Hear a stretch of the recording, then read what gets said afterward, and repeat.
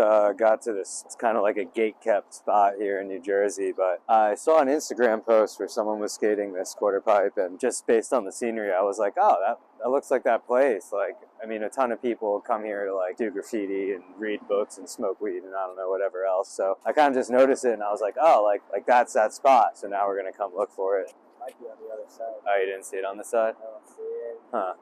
I feel like it probably is on the other side, but someone did say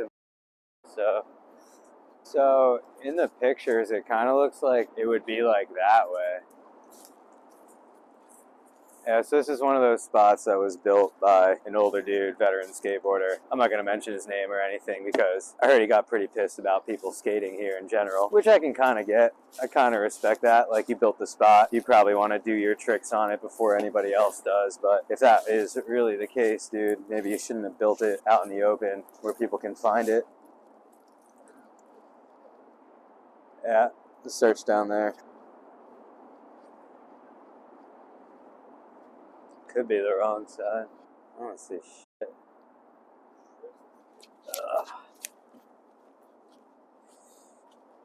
Huh. Not seeing anything. A little out of breath. And I stand corrected. We do have to do a little bit of searching for this spot. I think we're on the wrong side of the bridge. Alright, we found it. We were on the total wrong side. There it is. The trek in was a little adventurous. I hope we don't have any ticks. I think it's too cold for them anyway.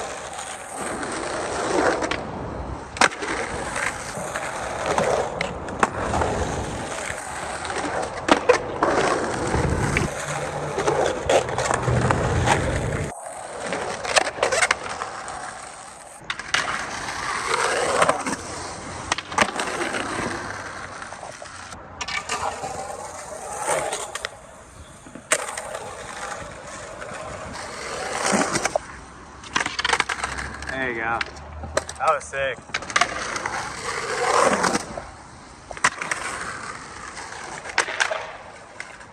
Yeah, that was cool. A little extra with that board slide, dude. Yeah. Street tooth.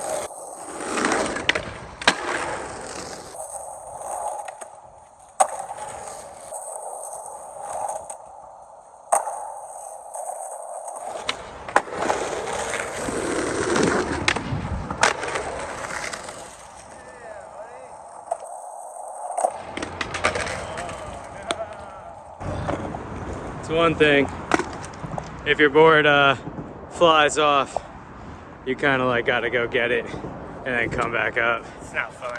It's my third time. It's like more work than fun. Yo, give me one try on this front blunt, like not tripod. I'm gonna do it in a line. Did you do it in line? Yeah.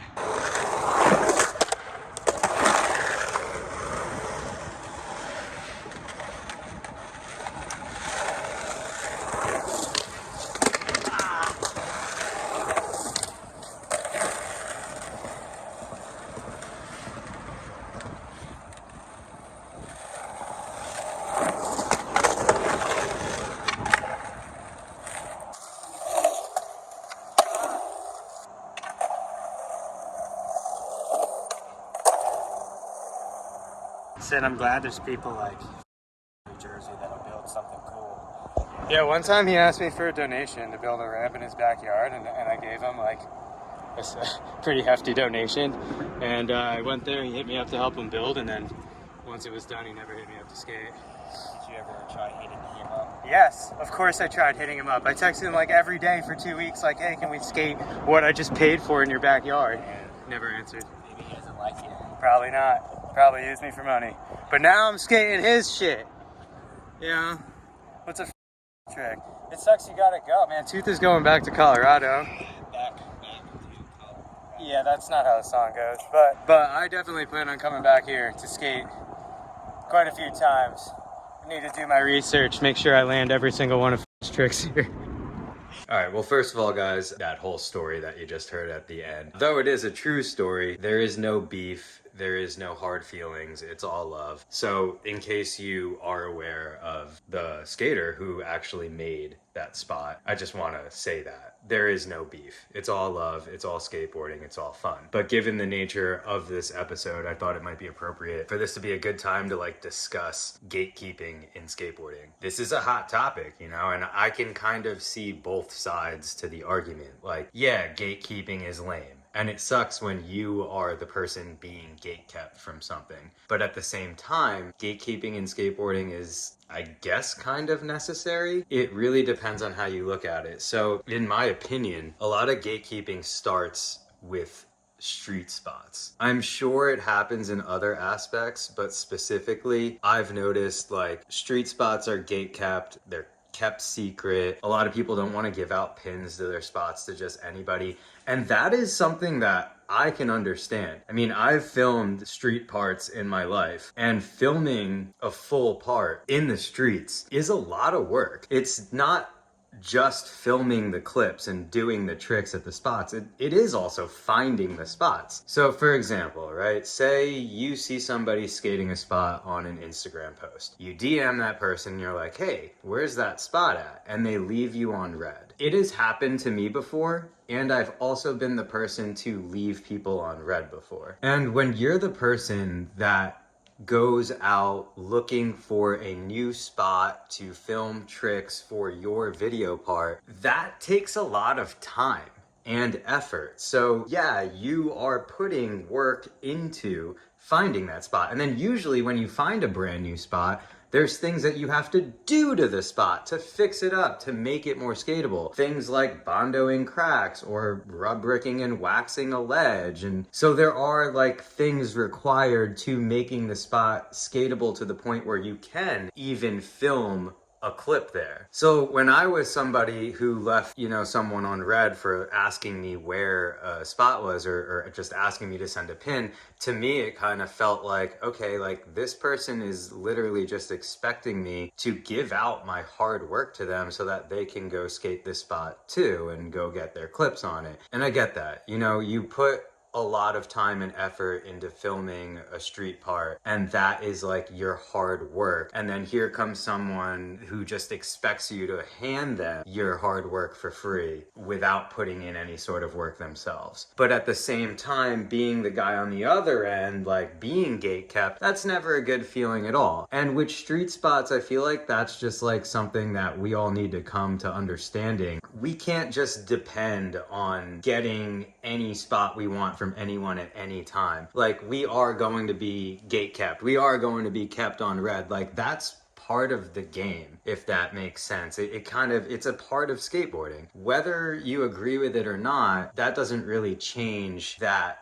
people do put in time, effort, and a lot of the times, labor, hard work to finding new spots and making them skatable. That's something that we can't deny whether we agree with the gatekeeping or not. Is it necessary? Again, I guess it's like yes and no. Like, I could see where it's like a necessary evil, because also, you know, think about it, like when you watch a skateboarding video part, you feel excitement off of watching the tricks go down at the spots, and some people even get excitement off of like what the skater is wearing, like their outfit.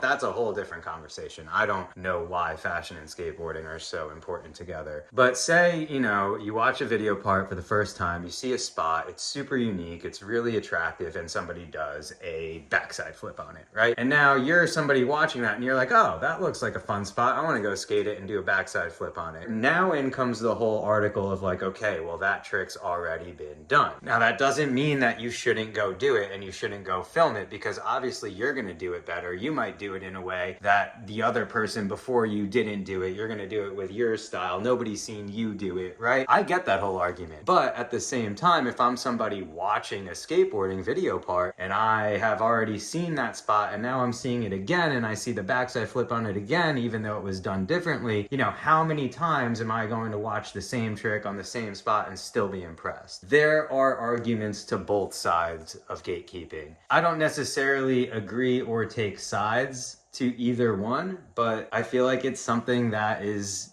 necessary in skateboarding, and it's kind of always been there. So weigh in the comments below. Let me know your thoughts. I hope that I'm not too much of a gatekeeper to all of you. I feel like I'm not. I share things when I can. But anyway, guys, I try to upload a video every single weekday. Hit that subscribe button, and I will see you on the next upload.